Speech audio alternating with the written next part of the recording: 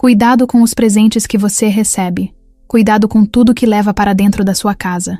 Eu quase tive a vida destruída por causa de uma inocente pulseira.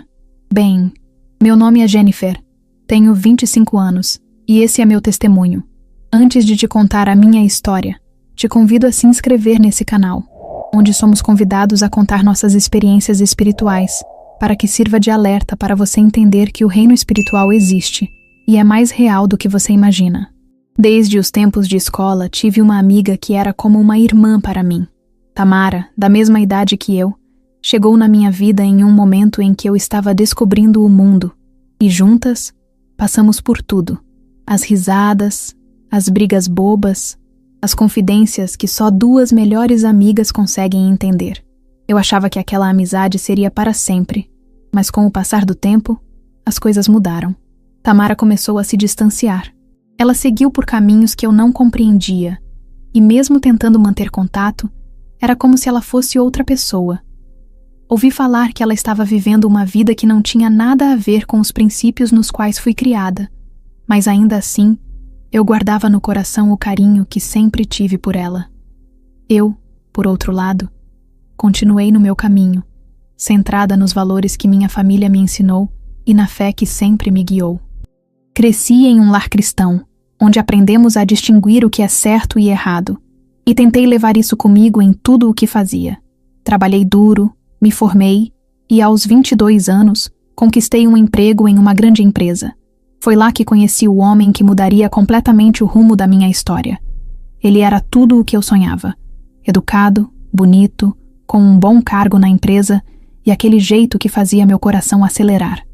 Não demorou muito para que começássemos a namorar, e pela primeira vez na vida, senti que tudo estava se encaixando. Mas foi nesse momento, quando minha vida parecia perfeita, que Tamara reapareceu. Depois de anos distantes, ela me procurou como se nunca tivéssemos nos afastado. Admito que foi uma surpresa, mas também um alívio, porque apesar de tudo o que ouvi sobre ela, lá no fundo eu ainda enxergava a amiga de infância que me fazia rir e me fazia sentir segura. Eu sabia das histórias.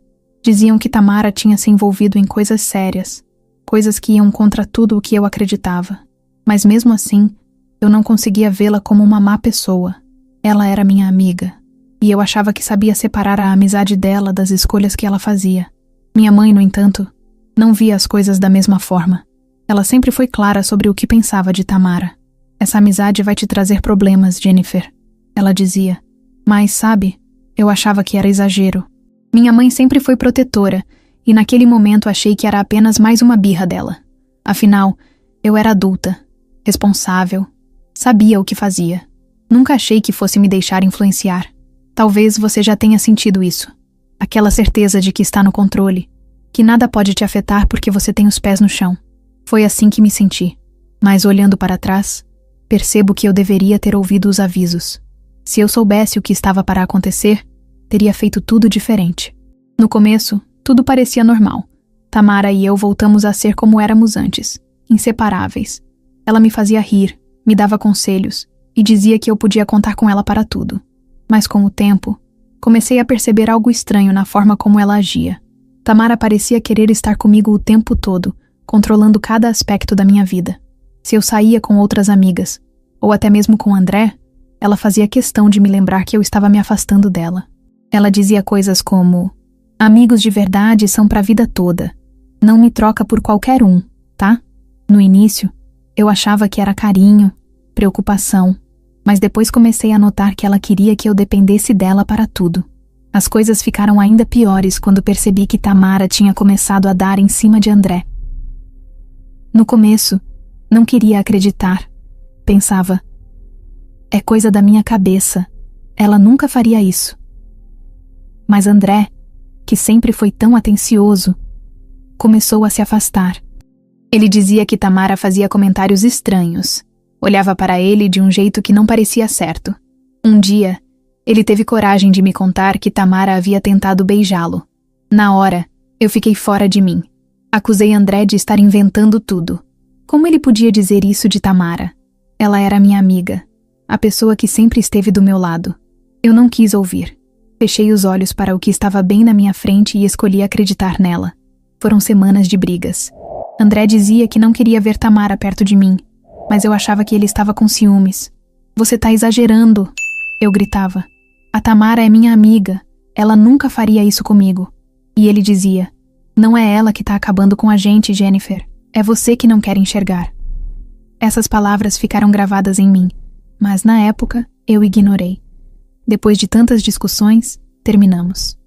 E no fundo, eu sabia que Tamara estava por trás de tudo, mas era mais fácil culpar André do que admitir que minha amiga poderia não ser tão boa quanto eu queria acreditar. Minha mãe, como sempre, tentou me alertar. Jennifer, essa menina vai te destruir. Ela não é sua amiga. Ela tá acabando com tudo que você construiu. Eu odiava ouvir isso. Achava que minha mãe estava exagerando, que não entendia como a amizade funcionava. Mas talvez você já tenha passado por isso. Achar que sabe mais que sua mãe, que os conselhos dela não têm nada a ver com a sua vida. Hoje eu vejo como estava errada. Mãe sente, mãe sabe. Mas naquele momento, eu não quis ouvir. Depois que terminei com André, parecia que nada mais importava. Tamara virou meu refúgio, e com ela, comecei a viver uma vida que não tinha nada a ver com quem eu era. Sair à noite, beber até não aguentar mais, experimentar drogas que eu jurava que nunca tocaria, participar de festas onde tudo acontecia. Eu me perdi. E o pior é que na hora, eu achava que estava me libertando, que estava vivendo de verdade. Era como se eu tivesse finalmente escapado das regras da minha mãe, da moralidade que me prendia. Mas essa liberdade custou caro. Perdi meu emprego porque vivia chegando atrasada ou não aparecia. Quando minha mãe tentou me chamar de volta à razão, eu fiz o que Tamara me encorajou a fazer. Fui embora de casa. Fui morar com ela. Para que você vai ficar ouvindo o sermão? Ela dizia. Aqui você faz o que quiser. E eu acreditava. Mas agora, olhando para trás, entendo que amizades verdadeiras não te empurram para o abismo. Talvez você já tenha ouvido um conselho que ignorou, achando que sabia mais. Talvez você já tenha confiado em alguém que não merecia. Se pudesse voltar no tempo, eu teria ouvido a minha mãe, porque ela estava certa o tempo todo. Não demorou muito para que aquela vida começasse a pesar. Cada festa, cada noite em claro, cada decisão errada parecia carregar o peso de 1000 pedras sobre minhas costas. No início, eu achava que estava vivendo o auge, que estava aproveitando a liberdade que tanto desejava. Mas a verdade é que eu estava me destruindo, lentamente. Meu corpo estava cansado, minha mente confusa, meu coração vazio. Olhar no espelho começou a doer, porque eu não reconhecia mais quem estava ali. Era como se a Jennifer que eu conhecia tivesse desaparecido, e o que sobrou era uma sombra do que eu tinha sido um dia. Talvez você já tenha sentido isso. Aquele momento em que percebe que a vida que está levando não é a vida que você quer, mas parece tarde demais para voltar atrás. Foi num dia particularmente difícil que minha mãe me ligou. Ela me convidou para ir à igreja com ela. Confesso que, no primeiro momento, pensei em dizer não, em inventar uma desculpa qualquer. Mas naquele instante, uma parte de mim, talvez a parte que ainda se lembrava de quem eu era, decidiu aceitar. E foi ali, naquela igreja cheia de pessoas cantando e orando, que algo dentro de mim mudou. Enquanto eu ouvia as palavras do pastor, um turbilhão de emoções me invadiu. Lembrei-me de quem eu era antes, das coisas simples que me faziam feliz, da paz que eu sentia na presença de Deus. E, pela primeira vez em muito tempo, senti saudades. Saudades da Jennifer que tinha sonhos, que acreditava no futuro, que tinha esperança. Quando voltei para casa, ainda com o coração pesado, tomei uma decisão. Chamei Tamara para conversar e disse que iria voltar para a casa dos meus pais. Ela ficou fora de si. Chorou, gritou, implorou para que eu não fosse. Você vai me abandonar? Depois de tudo o que passamos juntas? Ela dizia isso, mas não percebia que o tudo pelo qual passamos só me levou para o fundo do poço. Minha decisão foi firme. Eu sabia que se continuasse ali, estaria cavando a minha própria destruição. No dia seguinte, juntei minhas coisas e fui embora. Quando cheguei à porta da casa dos meus pais, mal consegui conter as lágrimas. Minha mãe me abraçou tão forte que eu senti todo o amor dela me envolver. Eu nunca deixei de orar por você, Jennifer, ela disse. Nem por um dia. Meu pai, sempre mais reservado, também estava ali, com lágrimas nos olhos, me acolhendo de volta. Foi o início de uma nova caminhada. Comecei a reconstruir minha vida aos poucos. Voltei para a igreja, procurei novos empregos e, lentamente, senti que a Jennifer que eu conhecia estava voltando. Mantive contato com Tamara apenas pelas redes sociais. Um like aqui, um comentário ali. Era o máximo que eu podia oferecer sem me colocar em risco de voltar para aquela vida. Então, no dia do meu aniversário, Tamara apareceu de surpresa na porta da casa dos meus pais. Ela tinha um sorriso grande no rosto e segurava uma pequena caixa de presente.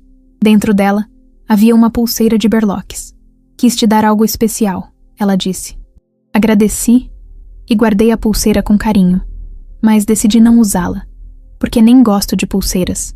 Mas além disso, algo dentro de mim dizia que era melhor assim. O que aconteceu depois disso mudou minha vida para sempre. Depois que Tamara me deu aquela pulseira, minha vida começou a mudar de um jeito que eu não entendia. No começo, era só um desânimo leve, uma sensação de cansaço que parecia não passar. Pensei que era estresse, algo normal para quem estava reconstruindo a vida, buscando emprego e tentando colocar tudo no lugar. Mas o tempo passou, e aquele desânimo virou algo maior. Acordar era difícil, sair de casa parecia impossível. Comecei a me isolar, a evitar as pessoas, até mesmo minha família. A depressão tomou conta de mim de uma forma que nunca imaginei que pudesse acontecer. Talvez você saiba como é carregar um vazio tão grande que parece que nada pode preenchê-lo. Eu me sentia assim. Não conseguia encontrar alegria em nada, nem mesmo naquilo que antes me fazia feliz. E aos poucos, pensamentos sombrios começaram a invadir minha mente. Eu queria desistir. Tentei tirar minha própria vida mais de uma vez. E depois de cada tentativa, era como se eu mergulhasse ainda mais fundo em um buraco sem saída. Minha saúde física também começou a deteriorar. Emagreci tanto que já não parecia eu mesma. Meu rosto ficou abatido, minhas roupas pendiam no meu corpo, e o espelho era um inimigo que eu evitava. Minha mãe me levou aos médicos, fiz inúmeros exames, mas todos os resultados eram sempre os mesmos. Eu estava bem. Nenhuma explicação para meu cansaço, para minha fraqueza, para o estado em que meu corpo estava. Foi frustrante. Era como se algo invisível estivesse me consumindo e ninguém conseguia enxergar. Os dias foram se tornando mais difíceis. Comecei a ser internada com frequência, sem diagnóstico, sem esperança. A cada internação, eu me sentia mais fraca, mais derrotada. Os médicos começaram a ficar assustados com o meu estado. Cada vez que eu voltava ao hospital, eles me olhavam com expressões de preocupação e incredulidade. Meu corpo estava se desfigurando de uma forma assustadora. Eu estava reduzida a pele e osso, tão fraca que mal conseguia levantar a cabeça. E ainda assim, todos os exames continuavam dando normais. Nenhum médico conseguia explicar o que estava acontecendo comigo. Era como se meu corpo estivesse preso em um ciclo de sofrimento sem causa aparente, como se algo muito maior estivesse além do alcance da medicina. O que deixava todos ainda mais intrigados e sinceramente apavorados era o fato de eu não morrer. Eu não comia nada há dias e tudo que eu comia eu vomitava. Nem água eu bebia. Como? Como meus exames estavam normais? Minha mãe começou a orar para que aparecesse alguma enfermidade, algo errado nos exames, porque pelo menos assim os médicos tinham um norte para começar a me tratar.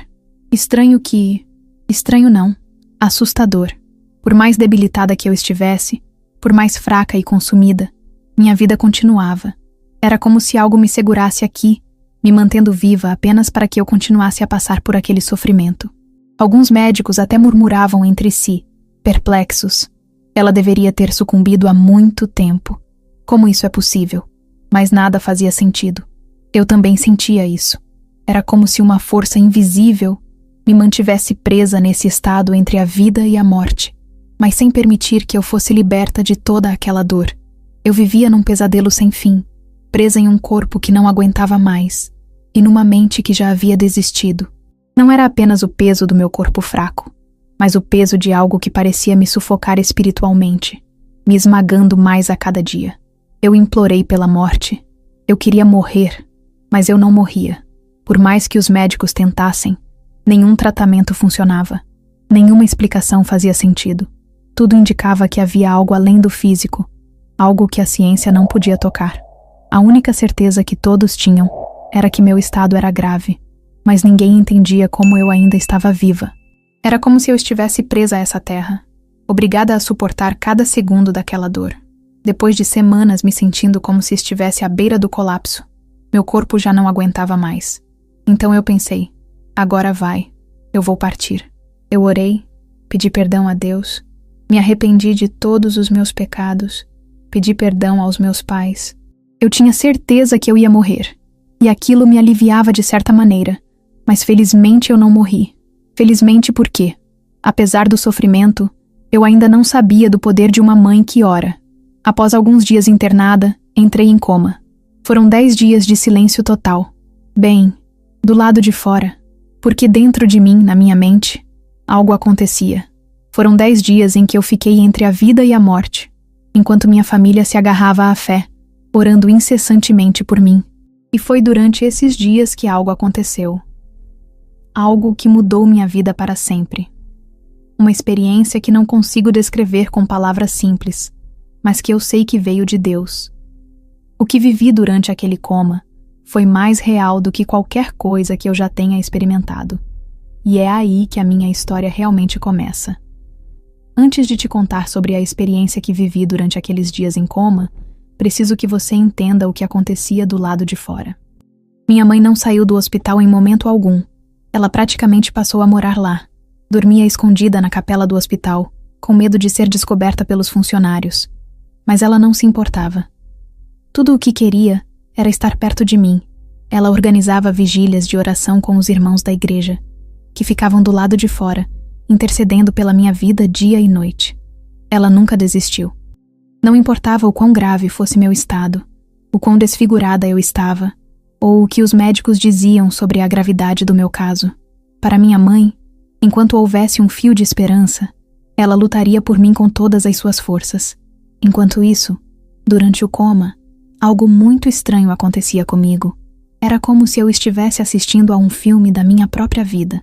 Desde o momento em que nasci, passando por minha infância, minha adolescência e chegando até os dias atuais, cada detalhe se desenrolava diante de mim como um filme sem fim. Mas não era só isso. Em meio a essas imagens, havia uma voz. Era uma voz firme, mas ao mesmo tempo calma. Não consigo descrever se era de homem ou mulher. Apenas dizia repetidamente: "Tire isso da sua casa. Tire isso da sua casa." A princípio, eu não entendia o que isso significava.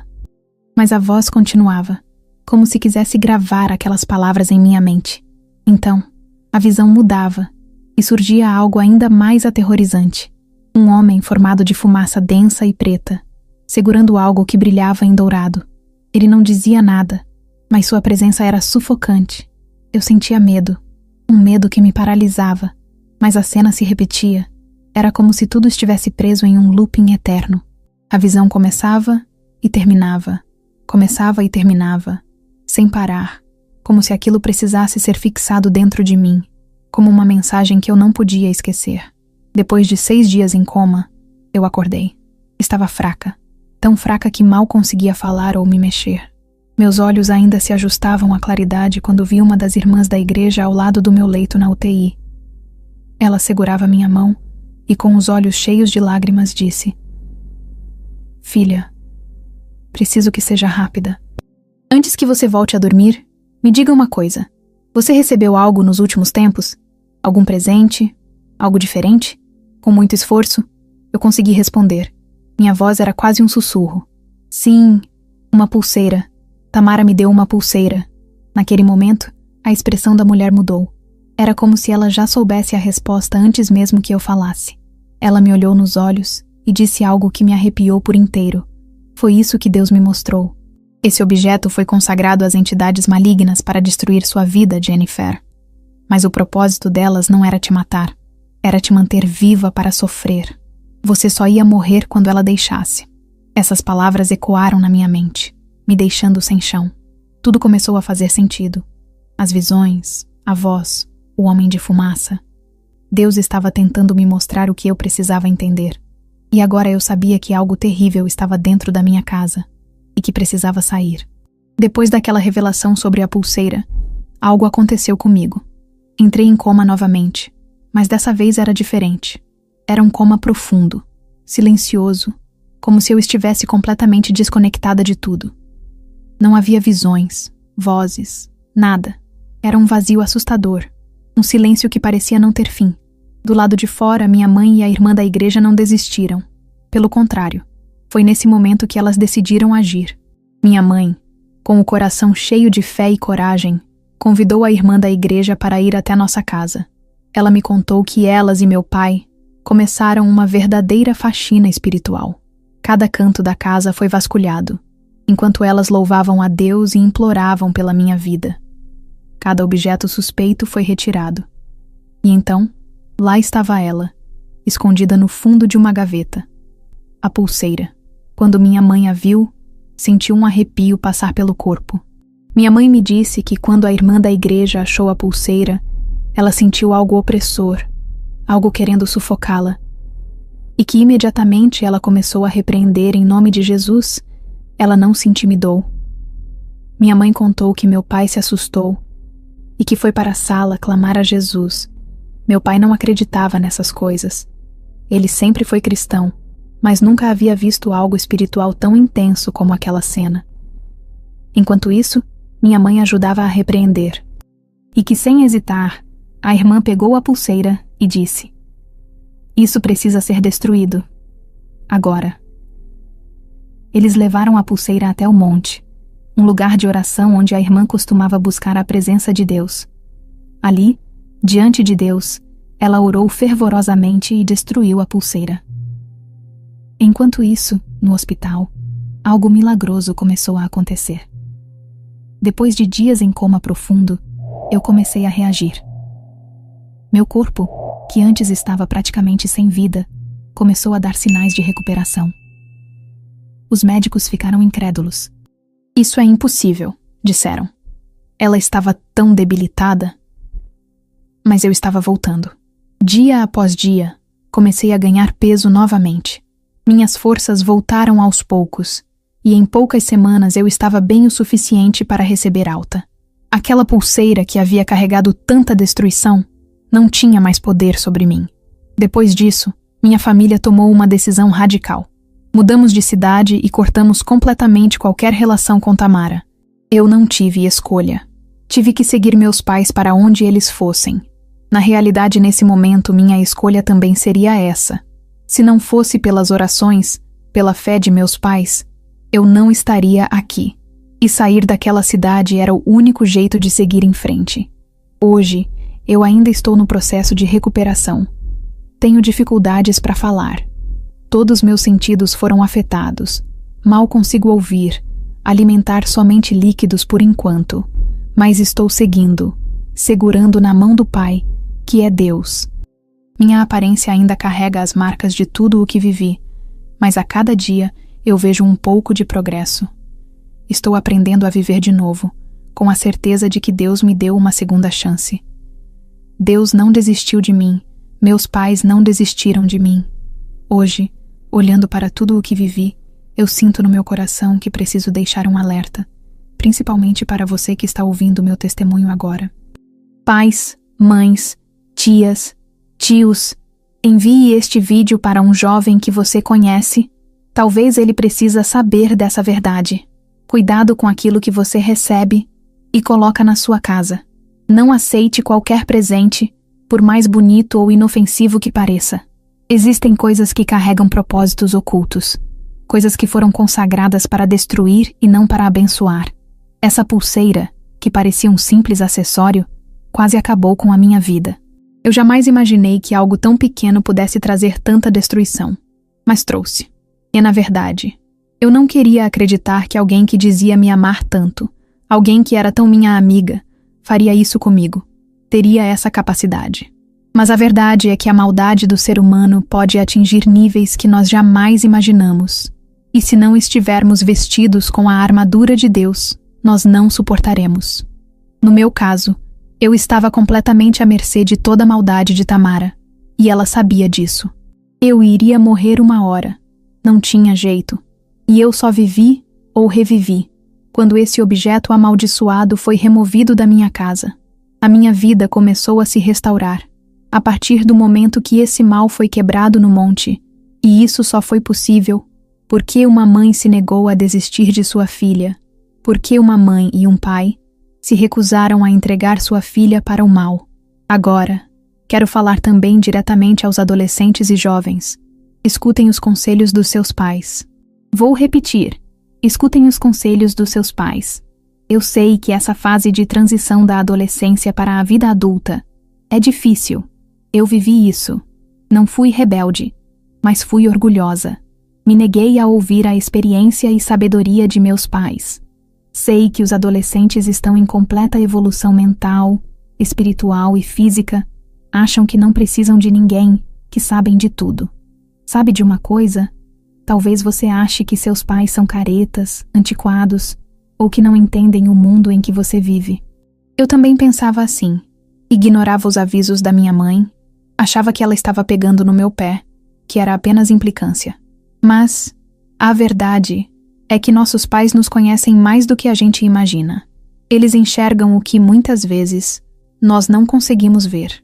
Se eu tivesse ouvido minha mãe, nada disso teria acontecido. Então, quando um pai ou uma mãe falar com você, ouça. Talvez seja Deus usando a vida deles para te proteger. Por último, quero dizer algo que mudou a minha vida. Procure por Jesus. Se você é um adolescente, comece hoje a buscá-lo. Tenha uma vida de oração. Leia a Bíblia. Frequente a igreja. Um jovem que caminha com Jesus pode até se desviar em algum momento, mas ele nunca deixa de buscar o seu coração. Afinal, ele é o bom pastor. E no momento certo, você vai voltar para o caminho dele. Foi a fé da minha mãe e a oração da minha família que me resgataram quando eu não tinha forças para mais nada. Hoje eu não sei como Tamara está. Espero que ela tenha encontrado Jesus e que possa se arrepender do mal que fez. Eu a perdoo. Nenhuma alma deveria ser condenada ao inferno, mas infelizmente somos responsáveis pelo nosso destino aqui na Terra e na eternidade. E o único caminho de passar a eternidade com Deus é se arrepender e voltar para Ele o quanto antes. Agora quero deixar essa reflexão. Se Ele fez isso por mim, pode fazer por você também. Confie em Deus, ouça os seus pais e proteja a sua vida. Pense nisso. Se este testemunho te tocou, então é hora de fazer sua parte. Compartilhe. Mais pessoas precisam ouvir este testemunho. É hora de se posicionar. Nos diga nos comentários. Conhece alguma história assim? De seu testemunho, ajude alguém. Compartilhe esse testemunho com o maior número de pessoas possível. As pessoas precisam saber que o mundo espiritual é real. E se gosta de ouvir testemunhos que edificam e mostram o poder e misericórdia de Deus, clique agora mesmo nessa sua tela e veja todos os testemunhos do canal. Tenho certeza que sairá daqui cada vez mais convencido pelo agir de Deus. Ele pode agir na sua vida também. Deus te abençoe.